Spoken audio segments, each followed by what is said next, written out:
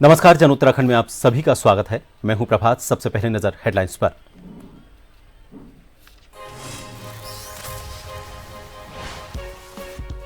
प्रांतीय रक्षक दल के स्थापना दिवस पर राजधानी देहरादून में रैतिक परेड का आयोजन। मुख्यमंत्री पुष्कर सिंह धामी ने ली सलामी। पीआरडी जवानों को दी शुभकामनाएं। खेल मंत्री रेखा आर्या भी रही मौजूद।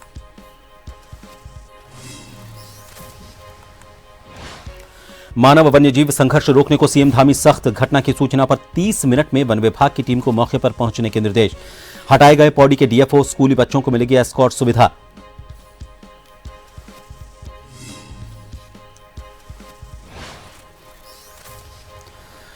प्रदेश को जल्द मिलेगी स्पोर्ट्स यूनिवर्सिटी। खेल मंत्री रेखा आर्या ने दिया बड़ा अपडेट। गोलापार में इंदिरा गांधी फुटबॉल स्टेडियम से सटी 33 एकड़ भूमि हस्तांतरण पर राज्य और केंद्र सरकार में बनी सहमति।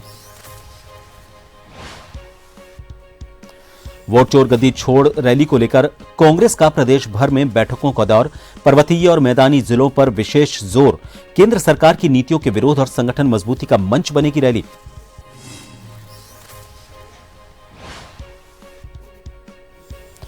और उत्तराखंड में बर्फबारी के बाद पारा गिरा। नदी नाले और झरने जमे। 3 जिलों में घना कोहरा छाया। केदारनाथ और बद्रीनाथ में तापमान -13 डिग्री दर्ज।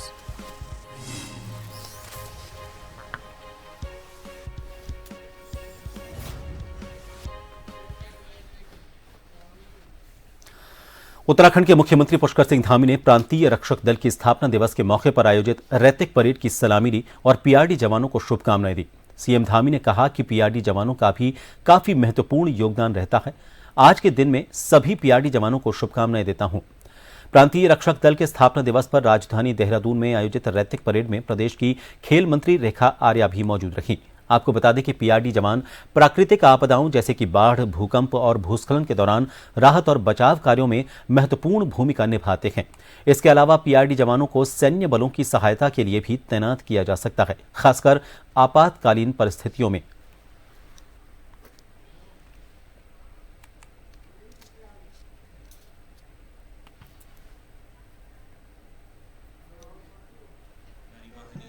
पीआरडी जवान की हमारे हर स्थिति और हर परिस्थिति में जहाँ कानून व्यवस्था बनाने की आवश्यकता होती है, हमारी अनेक यात्राओं का संचालन करना होता है, यातायात व्यवस्था है, अन्य सेवाएं हैं, चाहे लिपिकी सेवाएं हैं या किसी काम पर लगाना हो जहाँ पर ज़रूरत हो, उन सभी में अपना बहुत विशेष योगदान देते हैं।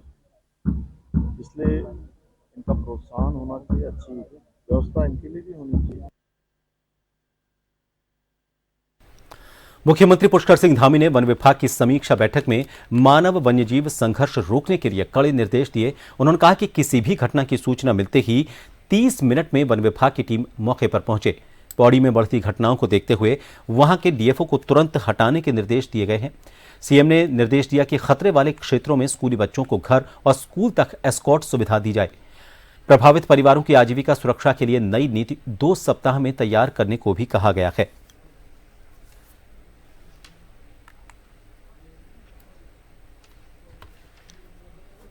वन विभाग, अन्य विभाग, जिले के अधिकारी, उन सभी को कहा है कि समन्वय बनाकर निगरानी करें और लोगों को बीच में जाकर उनकी हर प्रकार से सुरक्षा हो, उसकी व्यवस्था को संपन्न करने का काम सभी विभाग और जिला एडमिनिस्ट्रेशन मिलकर इसको आगे बढ़ाएंगे। और विशेषकर जो हमारे फॉरेस्ट डिपार्टमेंट के लोग हैं, डीएफओ हैं, उनके एसडीओ हैं, रेंजर हैं, उनका सबका उत्तरदायित्व तो फिक्स किया जा रहा है। पहले से जो है इस प्रकार निर्देश हो गए हैं और जो भी हमलों में घायल हो रहे हैं या घायल हुए हैं, उन सभी का जो समुचित इलाज है, पूरा इलाज है, वो सरकार की तरफ से कराया जाएगा। मुख्यमंत्री पुष्कर सिंह धामी ने केंद्रीय स्वास्थ्य एवं परिवार कल्याण मंत्री जगत प्रकाश नड्डा को पत्र लिखकर एम्स ऋषिकेश में मल्टी ऑर्गन ट्रांसप्लांटेशन सर्जरी विभाग स्थापित करने का अनुरोध किया। सीएम ने कहा कि हाल के वर्षों में एम्स ऋषिकेश में उन्नत चिकित्सा सेवाओं, विशेषकर अंगदान और मल्टी ऑर्गन प्रत्यारोपण की मांग तेजी से बढ़ी है। प्रदेश के साथ साथ पड़ोसी राज्यों से भी गंभीर मरीजों की संख्या लगातार बढ़ रही है। उन्होंने बताया कि अंगदान जागरूकता बढ़ने से संभावित डोनर्स में वृद्धि हुई है, लेकिन किडनी, लिवर, पैनक्रियाज और हार्ट ट्रांसप्लांट की जरूरत वाले मरीजों को अभी भी बाहरी राज्यों का रुख करना पड़ता है। इससे समय और आर्थिक दोनों प्रकार की समस्याएं सामने आती हैं। सीएम धामी ने कहा कि एम्स ऋषिकेश में विशेषज्ञ डॉक्टर और आवश्यक बुनियादी ढांचा पहले से मौजूद है। ऐसे में मल्टी ऑर्गन ट्रांसप्लांट विभाग की स्थापना उत्तराखंड के साथ पूरे उत्तर प्रदेश एवं हिमालयी क्षेत्रों के मरीजों के लिए अत्यंत लाभकारी होगी।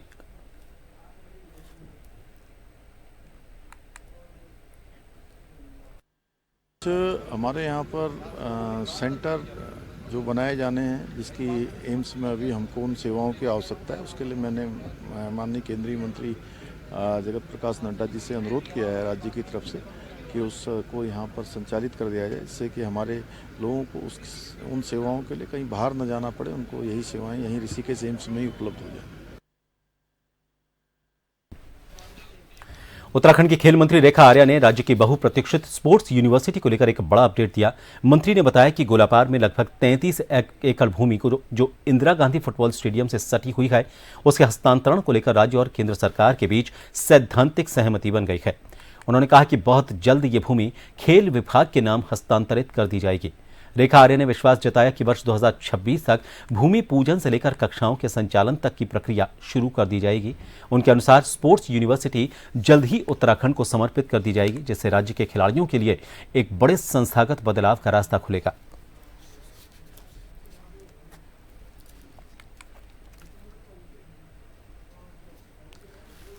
यूनिवर्सिटी को लेकर हम सब लोग लगातार इसके अपडेट से वाकिफ है और वर्तमान अपडेट ये है कि स्पोर्ट्स यूनिवर्सिटी गोलापार में जो लगभग 33 एकड़ लैंड हमारे को इंदिरा गांधी क्रिकेट स्टेडियम से लगती हुई जो भूमि है उसकी आवश्यकता रही है, जिसको लेकर केंद्र सरकार के साथ में सैद्धांतिक सहमति बन गई है और मैं समझती हूँ कि बहुत जल्द माननीय मुख्यमंत्री जी के प्रयास जिस प्रकार से हैं, बहुत जल्द जो है भूमि हस्तांतरण की कार्रवाई भी जो है वह स्पोर्ट्स डिपार्टमेंट के नाम पे हो जाएगी। फिर उसके बाद में 2026 में ऐसा मानती हूँ कि वहां पर भूमि पूजन से लेकर कक्षा स्टार्ट करने तक में हम लोग सफलता प्राप्त करेंगे और बहुत जल्द जो है स्पोर्ट्स यूनिवर्सिटी जो है वो उत्तराखंड को समर्पित की जाएगी।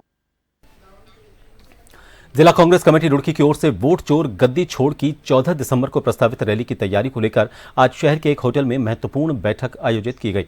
बैठक की अध्यक्षता पूर्व जिला पंचायत सदस्य मुल्की राज सैनी ने की। इस बैठक में सर्वसम्मति से प्रस्ताव पारित किया गया कि रैली को ऐतिहासिक बनाने के लिए सभी कांग्रेस जन बढ़ चढ़कर हिस्सा लें। बैठक में जिला अध्यक्ष राजेंद्र चौधरी ने कार्यकर्ताओं का आह्वान करते हुए कहा कि देश के संविधान की रक्षा के लिए हर कार्यकर्ता को अपने साथियों सहित 14 दिसंबर को दिल्ली पहुंचना चाहिए, ताकि राहुल गांधी को इस निर्णायक रैली को मजबूती मिले। पूर्व जिला पंचायत सदस्य मुल्की राज सैनी ने कहा कि मौजूदा समय बेहद चुनौतीपूर्ण है और ऐसे वक्त में संविधान को मजबूत करने के लिए कांग्रेस की इस रैली को सफल बनाना हर कार्यकर्ता की जिम्मेदारी बनती है।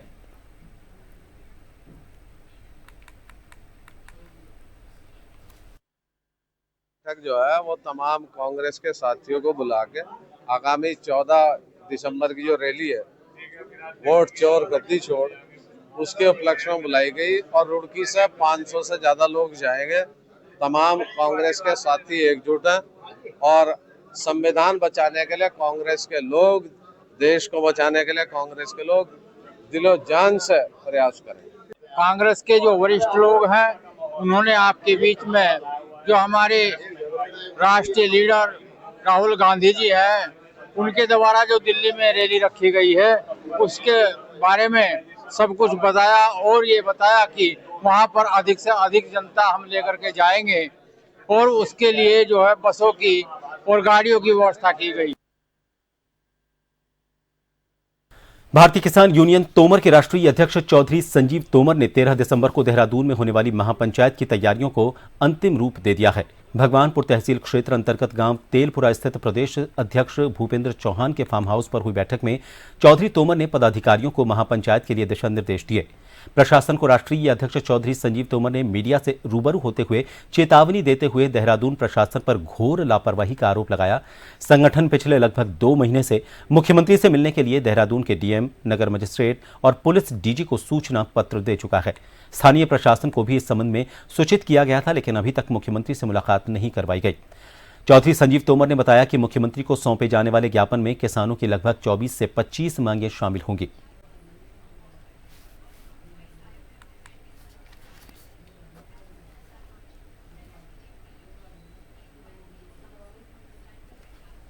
जो उत्तराखंड के माननीय मुख्यमंत्री हैं उनके कार्यालय घेराव किया जाएगा। लगभग 24 से 25 मांगे हमारी इसमें रहेंगी, जैसे कि गन्ने का भाव 500 रुपये क्विंटल हो, बकाया भुगतान जल्द से जल्द कराया जा, जो पहाड़ी क्षेत्रीय किसान हैं उन्हें कृषि यंत्र फ्री दी जा, और जो उनकी छोटे पहाड़ी किसान छोटे हैं, वहाँ पर छोटे जमींदार हैं, उन्हें खेती से ट्रांसपोर्ट तक की सुविधा सरकार द्वारा दी जा। लोन सुविधा ऐसी हो जिसमें लगभग 60% सब्सिडी हो। और यहाँ पर जो पंचायत में हमारे पास किसान बैठे हैं उन्होंने बताया कि यहाँ पर जिस समय फसल किसान की बोता है और वो बड़ी हो जाती है, उस समय जंगली जानवर हाथियों का झुंड से नष्ट कर देता है। तो हम सरकार के सामने बात रखेंगे, अगर जो फसल नुकसान हो रही है उसका सरकार मुआवजा दे और तारबंदी भी सरकार अपने खर्चे से करावे। खबर रामनगर से है। यहां पर मालिकाना हक संघर्ष समिति के अध्यक्ष एस लाल और ब्लॉक प्रमुख मंजू नेगी तथा ज्येष्ठ ब्लॉक प्रमुख संजय नेगी के नेतृत्व में पीड़ित परिवारों के साथ ही विभिन्न सामाजिक एवं राजनीतिक संगठनों से जुड़े लोगों ने रामनगर विधायक दीवान सिंह बिष्ट और एसडीएम प्रमोद कुमार को ज्ञापन सौंपा। तहसील परिसर में सांकेतिक धरना देते हुए प्रदेश सरकार के साथ ही प्रशासन और वन विभाग के खिलाफ नारेबाजी की गई। धरना स्थल पर हुई सभा में बोलते हुए वक्ताओं ने कहा कि ग्राम पूछड़ी क्षेत्र में अतिक्रमण हटाने के बाद प्रशासन को पीड़ित परिवारों के पुनर्वास और विस्थापन की व्यवस्था करनी चाहिए थी। उन्होंने कहा कि आज 4 दिन बाद भी जिन परिवारों के आशियाने तोड़े गए हैं वो परिवार खुले आसमान के नीचे ठंड में अपना जीवन यापन कर रहे हैं। धरना स्थल पर मौजूद लोगों ने कहा कि यदि 20 दिसंबर तक उनकी मांगें पूरी नहीं की गई तो 21 दिसंबर से तहसील परिसर में अनिश्चितकालीन धरना दिया जाएगा।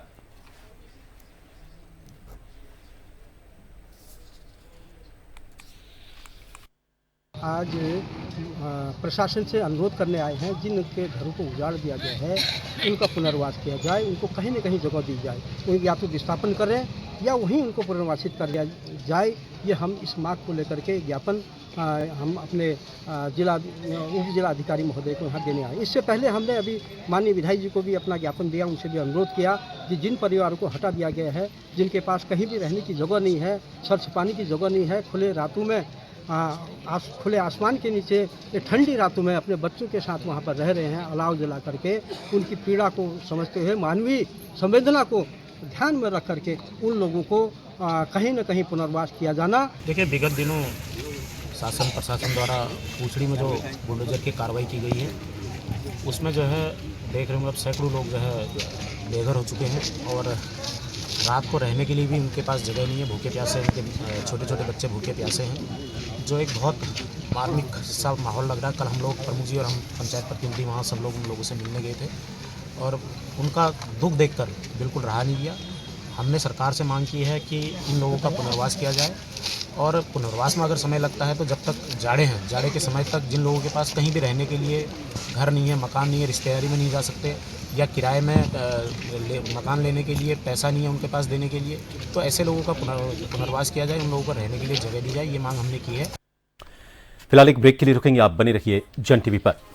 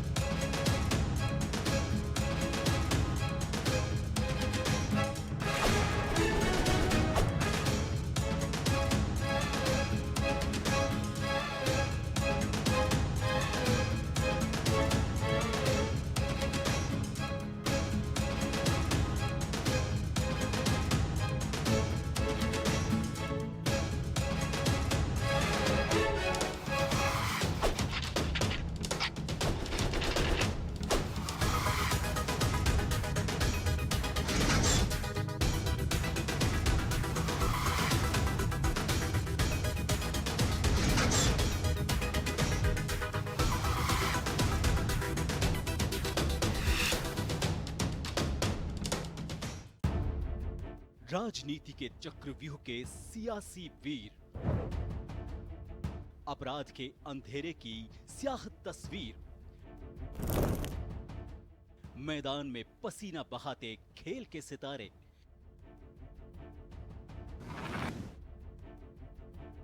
मनोरंजन की दुनिया के गॉसिप गलियारे, शिक्षा की रोशनी से होता भविष्य उजियारा, अर्थव्यवस्था हो या ऊपर नीचे होता मार्केट का पारा, हर हलचल पर नजर रखते हमारे खबरों के जांबाज, हम हैं जन टीवी, जन जन की आवाज।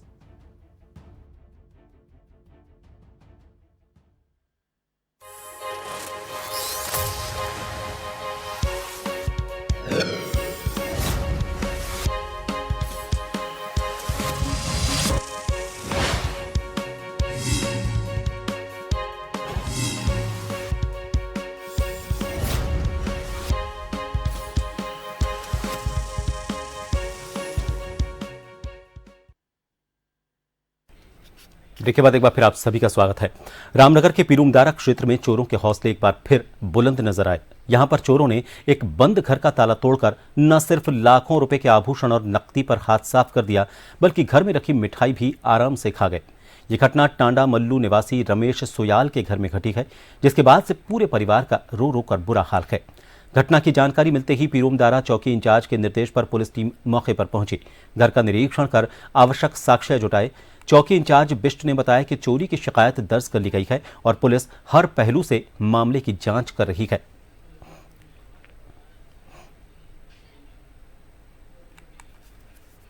एक मेरी नथ और मांग टीका, अंगूठी, कान के झुमके, गले का और चांदी के, मेरे पायल, धागुले, बिछुए, चांदी के सिक्के और पैसे मेरे 25-30 हज़ार।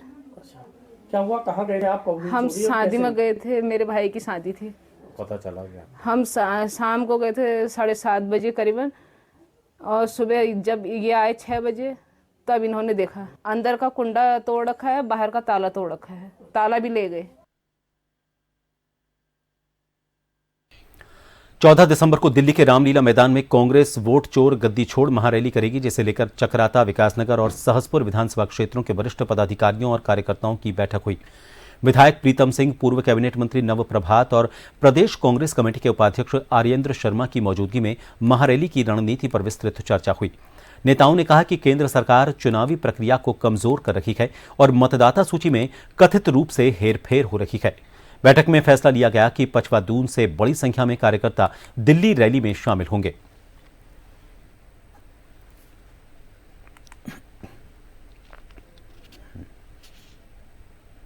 राष्ट्रीय नेतृत्व ने कांग्रेस जन और आम जन को कहा है कि सरकार से लड़ाई लड़ने के लिए हम लाल किले में खुशी होने का काम करें। इसी परिप्रेक्ष्य में बैठक बुलाई कि जब कभी भी प्रदेश में कोई आह्वान होता है तो पचवादुन के लोग जो है उसमें बढ़ चढ़ करके हिस्सा लेने का काम, और निश्चित रूप से कार्यकर्ताओं की उपस्थिति यहाँ देखकर आपको भी आश्चर्य होगा और आपको भी लग रहा होगा कि यहाँ से बड़ी संख्या में लोग 14 तारीख को दिल्ली कूच करने का काम करें।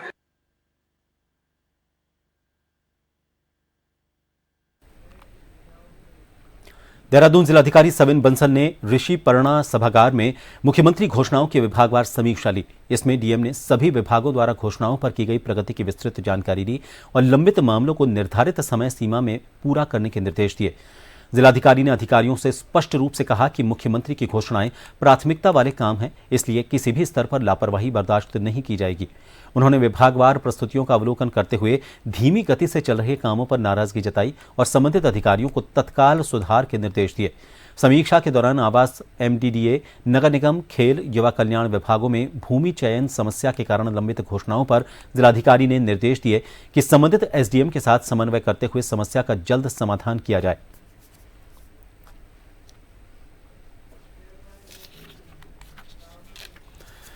उत्तराखंड उच्च न्यायालय ने जिला पंचायत नैनीताल के अध्यक्ष और उपाध्यक्ष के लिए 14 अगस्त को हुए मतदान के दिन 5 जिला पंचायत सदस्यों के कथित अपहरण से संबंधित जनहित याचिका की सुनवाई के बाद निर्णय सुरक्षित रख लिया है। कथित रूप से अपहरण 5वां जिला पंचायत सदस्य हाईकोर्ट में पेश हुए। सीबीसीआईडी हल्द्वानी के अधिकारी भी अदालत में पेश हुए। सीबीसीआईडी के जांच अधिकारियों ने अपहरण से जुड़े मामले में अब तक हुई जांच की प्रगति रिपोर्ट कोर्ट के समक्ष पेश की। कोर्ट ने सीबीसीआईडी को जांच की धीमी गति पर कड़ी नाराजगी जताते हुए कड़ी टिप्पणी की। मुख्य न्यायाधीश जी नरेंद्र और न्यायमूर्ति सुभाष उपाध्याय की खंडपीठ के समक्ष मामले की सुनवाई हुई।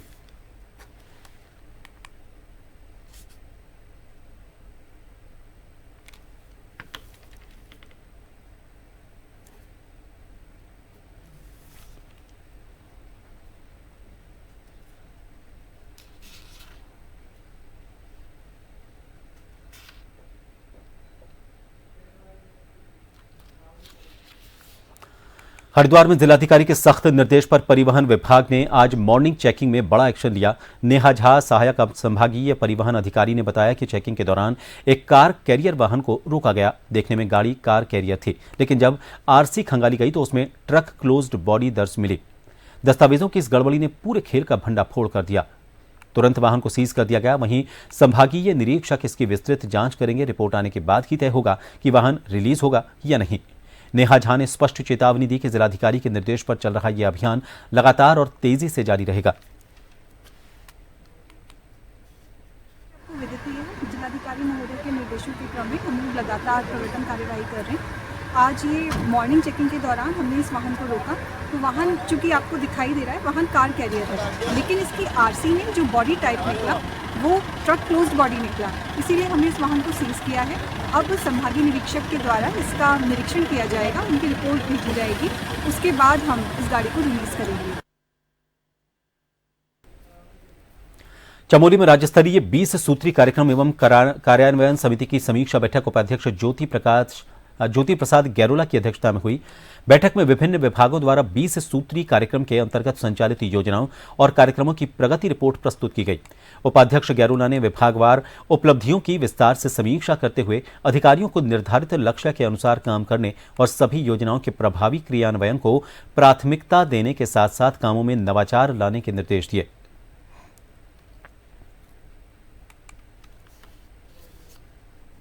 आज जनपद चमोली में 20 सूत्रीय कार्यक्रम क्रियान्वयन समिति की ओर से आयोजित इस बैठक में मुख्य विकास अधिकारी और अन्य सभी जनपदों के विभागों के सभी जनपद स्तरीय अधिकारियों की उपस्थिति में अप्रैल से लेकर अक्टूबर माह तक की रैंकिंग के बारे में जो विशेष रूप से इंडिकेटर्स हैं विभाग के विकास कार्यक्रमों के क्रियान्वयन को लेकर, उन सब पर बहुत चर्चा हुई है।